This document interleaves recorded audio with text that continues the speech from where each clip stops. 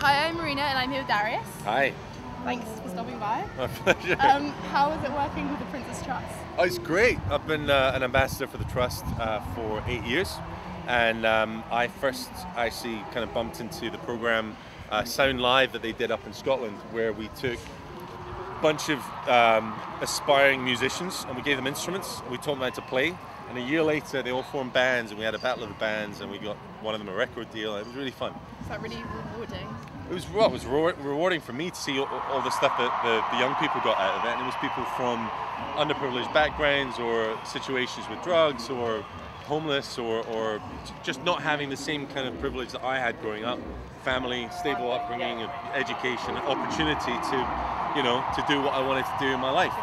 So, whenever you are lucky to be able to have a job that you love and be successful in it, it's great to give back, and I've been doing that with the Princess Trust now for a few years. It's great. And you've just been in Carmen. Yeah. How's that? It was awesome. So where were you performing? Were you touring with the... I played the bullfighter, Escamillo, in the biggest production ever. You have that tall, dark... That thing, I don't have my cape, but it was the biggest production ever of an opera.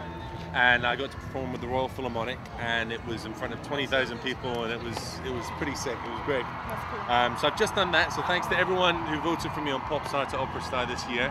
My year is jam-packed. From September, you can catch me on the road. I'm going to be doing a very, very cool tour called The History of the Big Bands, and it's a big band spectacular with burlesque and a great band, and it's a throwback to the kind of stuff that Michael Bublé is doing, and a throwback to a different era. So I'm really excited about that.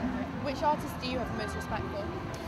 Oh, that's a really good question. I've just come from the Silver Clef Awards for Nordhoff Robbins, and Nordhoff Robbins are a music therapy charity, and Muse were awarded for Best Band, and Aren't Muse great?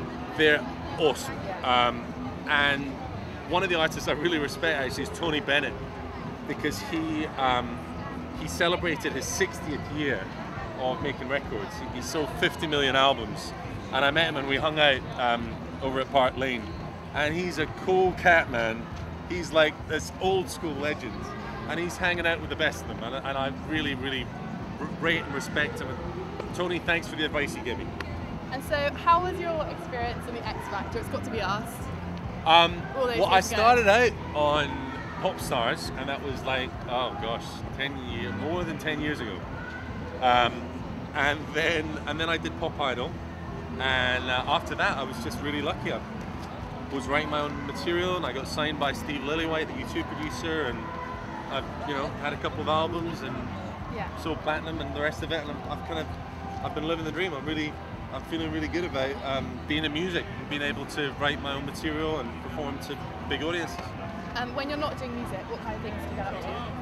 I act. I took a break after my second album to do West End theatre.